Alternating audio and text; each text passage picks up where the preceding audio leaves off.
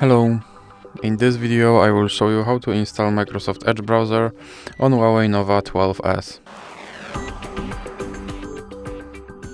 So you have to start with opening your app gallery, then click on search bar and type in Edge. Then click search. And now click install. Now you can click open.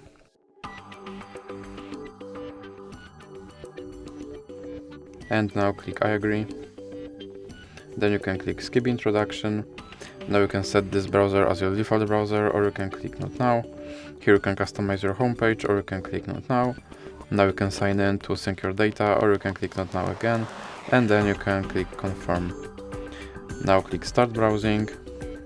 And now your Microsoft Edge is installed and is ready to use. So that's it for this video.